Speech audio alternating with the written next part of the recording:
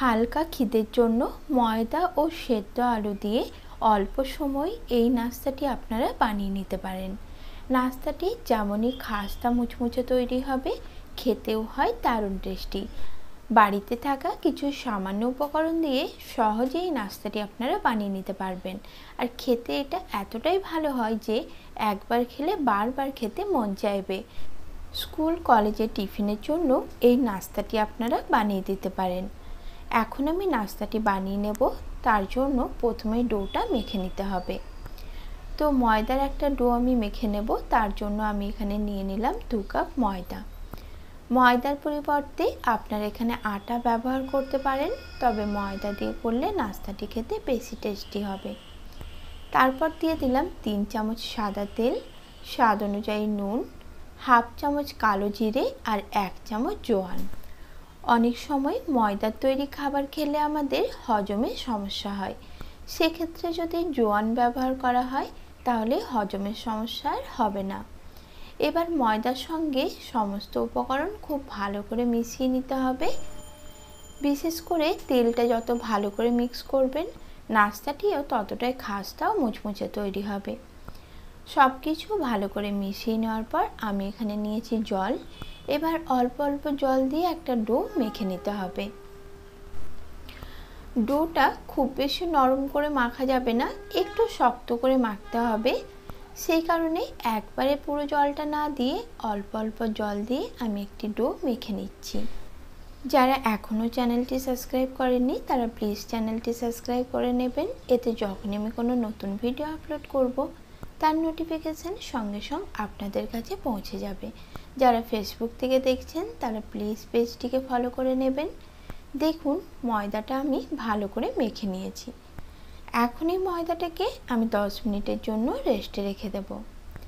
আর সেই ফাঁকে নাস্তার পুরটা তৈরি করে নেব। নাস্তার পুর বানিয়ে নেওয়ার জন্য আগের থেকে 3টে বড় সাইজের আলু আমি সেদ্ধ করে নিয়েছিলাম। এখন আলুটাকে খোসা ছাড়িয়ে খুব ভালো করে ম্যাশ করে নিচ্ছি। আলু ম্যাশ করা হয়ে গেলে একটি ফ্রাই প্যানের মধ্যে নিয়েছি 2 চামচ সাদা তেল। তেল গরম হয়ে গেলে দিয়ে দিলাম 1 চামচ গোটা জিরে। জিরেটা একটু ভেজে নেওয়ার পর এখানে আমি দিয়ে দেব 1 মুঠো কারিয়া পাতা। এবার কারিয়া পাতাটাও একটু ভাজা হতে দেব। তারপরে আমি এখানে দিয়ে দিলাম 1 মুঠো বাদাম। আর বাদামটাকে আমি আগের থেকে ভেজে খোসা ছাড়িয়ে রেখেছিলাম, তাই বাদামটা আর বেশিক্ষণ ভাজবো না, জাস্ট 1 মিনিটের মতো সব কিছু একটু নাড়াচাড়া করে ভালো করে ভেজে নিচ্ছি। তারপর আমি এখানে কিছু গুঁড়ো মশলা অ্যাড করে দেব। তবে গুঁড়ো মশলা দেওয়ার আগে গ্যাসের ফ্লেম অবশ্যই কমিয়ে রাখতে হবে, নাহলে মশলা পুড়ে যাবে।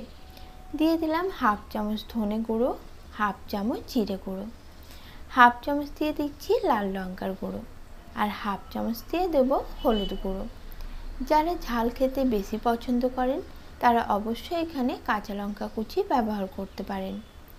এখন গ্যাসের ফ্লেম লোতে রেখেই 1 মিনিটের জন্য কন্টিনিউ নাড়াচাড়া করে মশলাটা ভালো করে ভেজে নিতে হবে, যাতে গুঁড়ো মশলার কাঁচা গন্ধ না থাকে। এবার সেদ্ধ করে ম্যাশ করে রাখা আলুটা এখানে দিয়ে দেব। তারপর আলুর সঙ্গেও মশলা খুব ভালো করে মিশিয়ে নিতে হবে। এবার স্বাদ বুঝিয়ে নুনটা আমি এখানে দিয়ে দিলাম।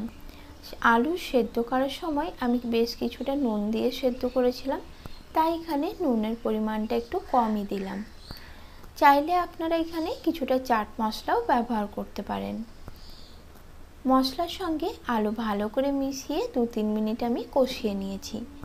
তারপর এখানে দিয়ে দিলাম গরম মশলার গুঁড়ো, সেটাও ভালো করে মিশিয়ে নিলাম।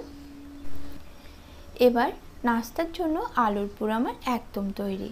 পুরটা এক সাইডে রেখে দেব। আর এদিকে ময়দা ঢেকে রাখা 10 থেকে 15 মিনিট হয়ে গেছে।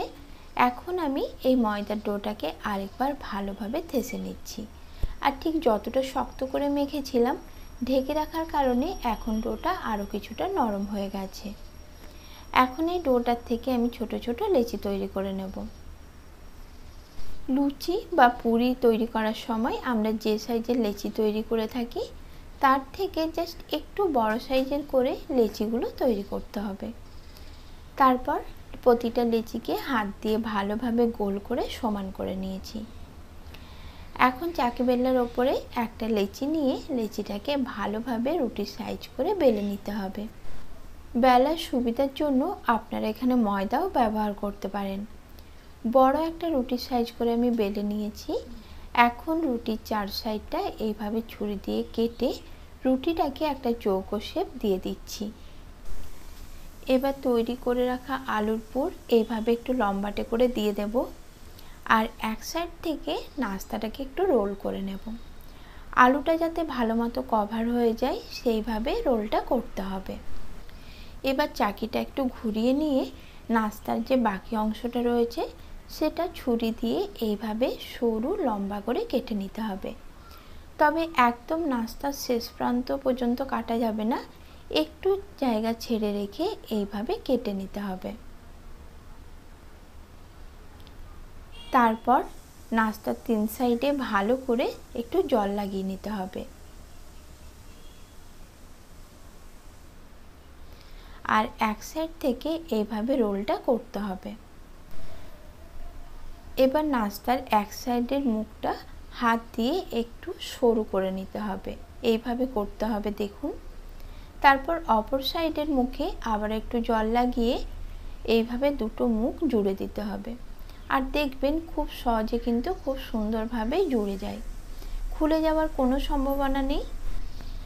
আর এইভাবেই দেখুন কত সহজেই একটি নাস্তা আমি তৈরি করে নিলাম। একই রকমভাবেই সবকটা নাস্তা বানিয়ে আমি প্রথমে রেডি করে নিচ্ছি। দেখুন নাস্তাগুলো বানিয়ে আমি রেডি করে নিয়েছি।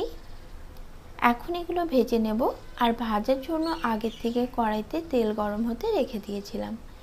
তবে এই নাস্তাগুলো ভাজার সময় অবশ্যই তেলটা উষ্ণ গরম হতে হবে, আর গ্যাসের ফ্লেমটা লোতে রাখতে হবে।